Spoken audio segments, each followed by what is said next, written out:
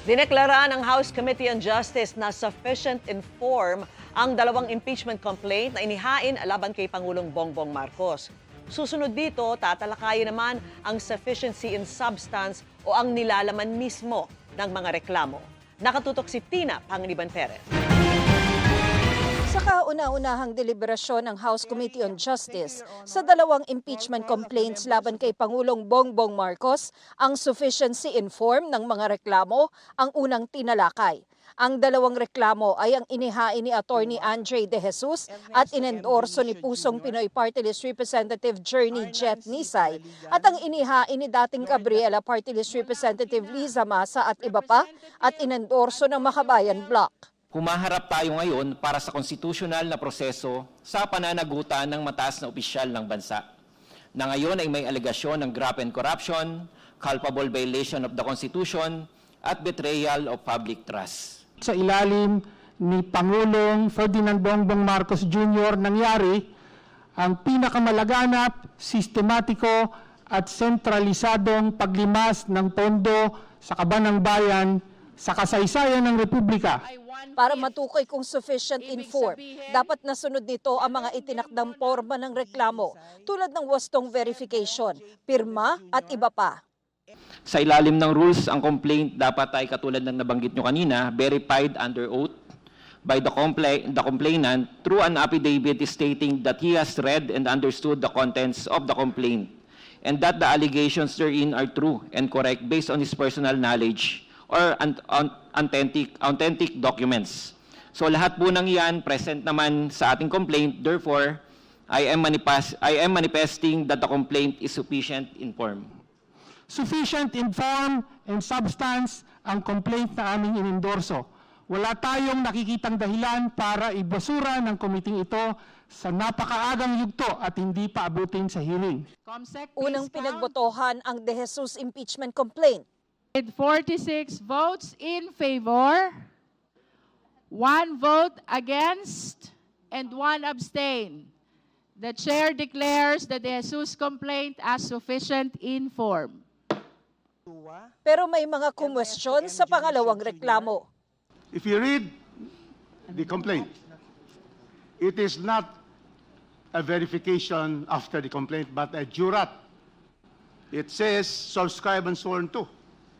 This is not the verification that is required under the Constitution, under our rules. There's no statement here about a verified complaint. There is a verification page.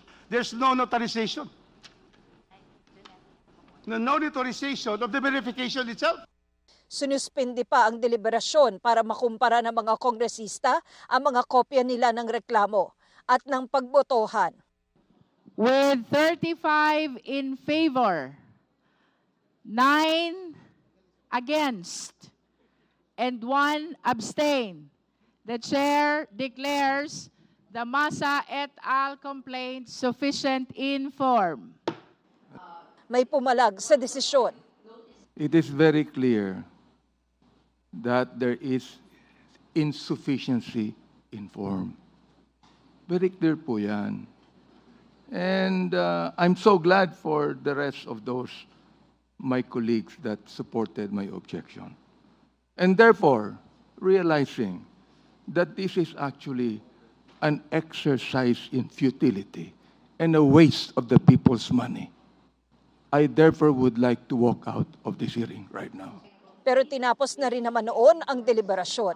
Sabi naman ng Malacanang, So that's the process. We have to respect that. Even before, sinabi na po ng Pangulo na alam niya na wala siyang ginawang mali, wala siyang ginawang paglabag sa batas, at wala siyang ginawang impeachable offense.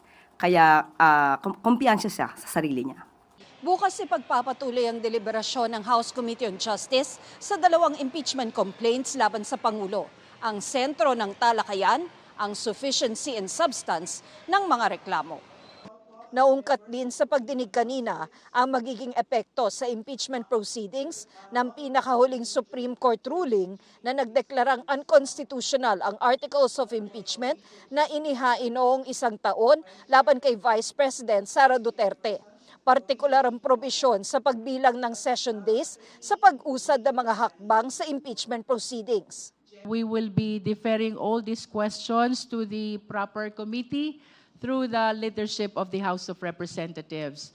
I wish to express that the Justice Committee is not in the proper position to pronounce whether or not we will be following every details of the resolution of the Honorable Supreme Court. Ang House Committee on Rules sinimulan ng baguhin ang rules ng House of Representatives kasama ang rules on impeachment. Pero may mga patakarang paninindigan daw ng Kamara.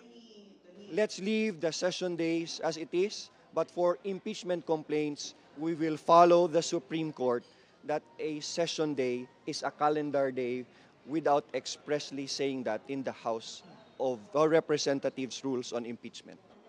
Para sa GMA Integrated News, Tina Panganiban Perez, Nakatutok, 24 Oras.